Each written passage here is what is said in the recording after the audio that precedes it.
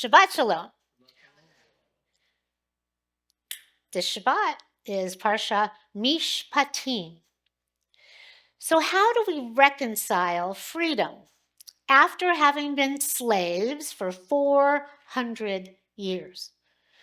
This Parsha deals exactly with this. We suddenly make a huge shift in the Torah.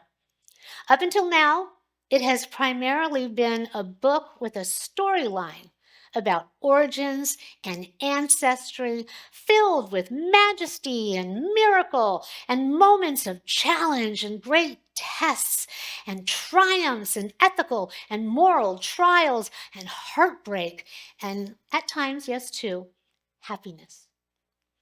All the elements of a divine soap opera reflecting origins and ancestry, ours. But now, after the great beginnings and the ultimate exodus, we suddenly shift gears and the plot thickens. We got our big moment at the mountain last Shabbat. Those of you who were here, we heard the commands amidst thousands of years ago, those peals of thunder, and the ground was shaking, and the fear of the mountain being dropped on us if we didn't accept God's rule. Now, we get rules to establish order and a way in which to construct our lives, which can actually handle the freedom we have been given, and ways to enforce and uphold it. Yes, we begged Moses to intercede between God and us because it was just too intense. It was too much.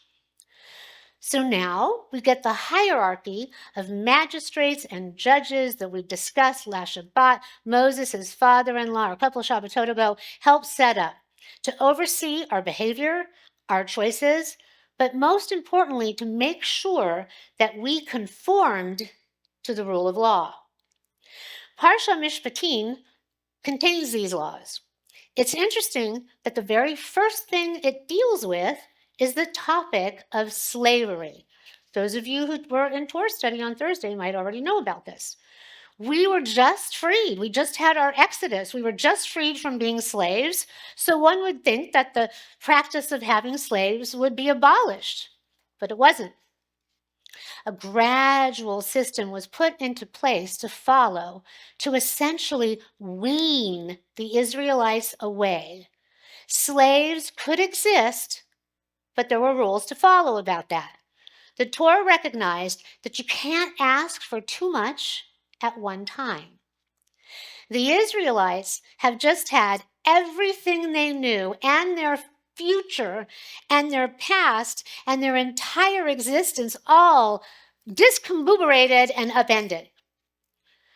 Many actually still regarded their time in Egypt as easier. They felt that they had been given meat, cucumbers, leeks, as much as they could eat, food much tastier than the manna from heaven that they were being given while wandering around in this desert before they had a hissy fit and begged God to give them meat, which then what did God do? Sent them quail, so much quail that it was coming out of their nostrils. They felt that this that they were getting in Egypt was actually given at no cost. But in fact, they paid a very high cost. They paid with their blood, their sweat, and their tears, and they paid with their servitude and their lack of freedom. But still, it was what they knew. It is all they knew for generations. The Torah recognized, and God, that change at times must come gradually, not happening all at once. Outworn ideas and actions take time to be replaced with new ones. And then it takes even more time to repeat again and again and again, long enough until it becomes a habit and a new norm. In Parshat Mishpatim, we witness the process of moving from a glorious narrative that we've had in the book of Genesis into now law that we have now with Mishpatim. Sir Rabbi Jonathan Sacks writes upon this. In Judaism, law grows out of the historical experience of the people. Egypt was the Jewish people's school of the soul. Memory was its ongoing seminar in the art and craft of freedom.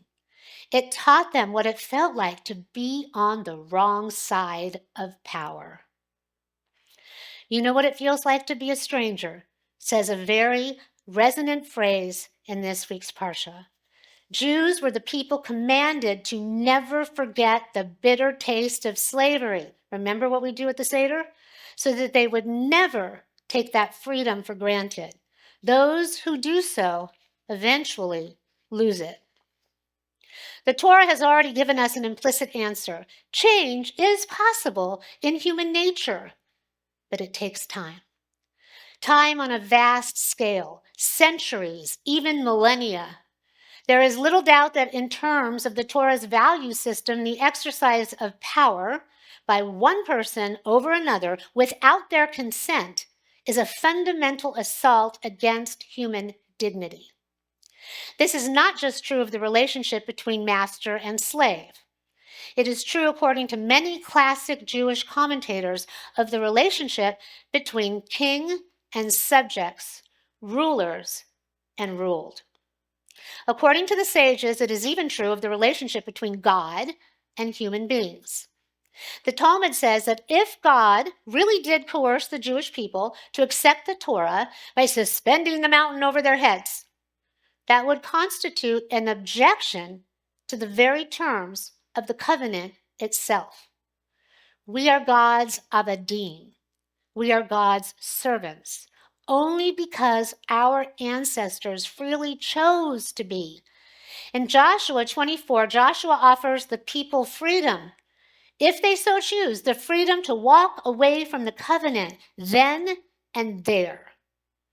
So, slavery is to be abolished, but it is a fundamental principle of God's relationship with us that he does not force us to change faster than is possible of our own free will. So Mishpatim does not abolish slavery, but it sets in motion a whole series of fundamental laws that will lead the people, albeit at their own pace, to abolish slavery on their own accord. What Rabbi Sachs is reinforcing is that which is so hard all of us over centuries have had to struggle with and deal with. Change is going to happen whether we like it or not. Sometimes it will be gradual, and sometimes it will be swift. One thing is for sure, we can't avoid it. As we said earlier, some of the Israelites longed at times for days past, thinking they had it better as slaves, second-guessing their choice with buyer's remorse. They thought it was easier because they didn't have to pay, literally pay, for their food and their support, that it had no cost. Regarding this, Rashi is quoted as saying, they paid for it with their labor and they paid for it with their lives. At no cost means free of mitzvot, free of commands, free of obligations, free of duties. Freedom carries the highest price, namely moral responsibility. Many people have shown that Erich Fromm called fear of freedom.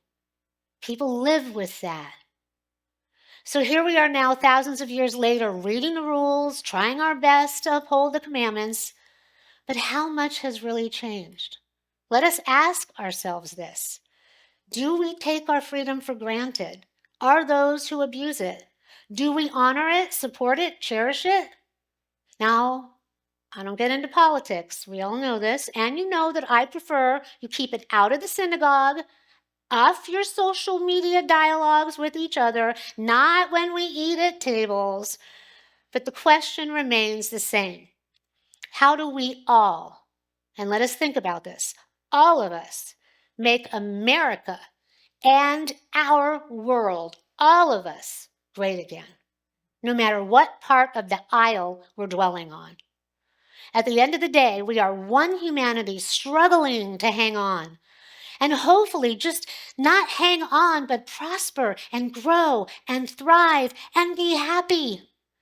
How can we do this when Hamas just released these bodies thought to be of a deceased mom and her 2 babies we talked about, the youngest in captivity? Shiri Bibas and her sons, Ariel and Kafir. Ariel was 4. Kafir was 9 months when taken, as I said, the youngest of all the captives. Their dad survived and was released earlier this month. So he has now survived with no children, and they thought that the mother was returned. They were the example of the cruelty, the horror, and the agony inflicted by Hamas. Israel stated recently, in the last few days, that the remains identified through DNA were the boys, but not their mother.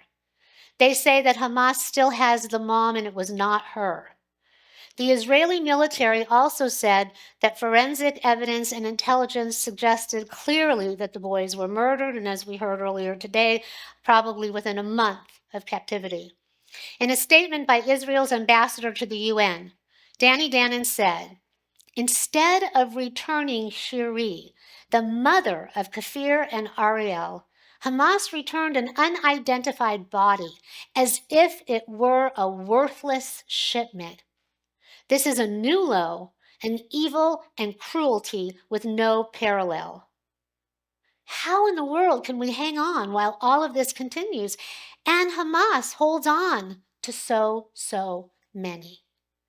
And it isn't just us with Hamas, it's all over the world. How can we do this when multiple superpowers are having separate meetings to figure out the upcoming power dynamic of the entire world and not working together? When this eventually affects all of us, and not just one particular region, and not just one particular party. Humanity as a whole is a gigantic domino of cause and effect. Each piece influences the next, as shown in the tapestry of Torah that was woven all the way back to the beginning. Those weren't just stories to listen to. History has shown that empires rise and fall, and humanity pays a very high price for freedom.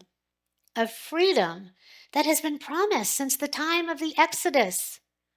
It is up to us to recognize and accept that rules, laws, Mishpatim, need to be followed by everyone for order to prevail beyond the chaos, and they need to be upheld. So as we go through this Shabbat, let us think about which rules we follow willingly, and which rules maybe we have a little difficulty with, maybe we wish to avoid, or maybe we actually wish to bend sometimes. Let us think, as we prepare, we're moving into Purim, we're moving towards Passover, let us think about that which enslaves us, even to this day, and how we might break free. Let us pray for ourselves individually and collectively to be able to embrace change and not fear freedom. Let us continue to pray, as our prayer book states, for the day when all of the nations will be one and at peace. Let us continue to work and pray for the day when all humanity can dwell in a world that is free, fair, humane, and supportive of peace and dignity, the peace and dignity that was divined by God for all. Ken Yehi Ratzon, may it be God's will. Shabbat Shalom.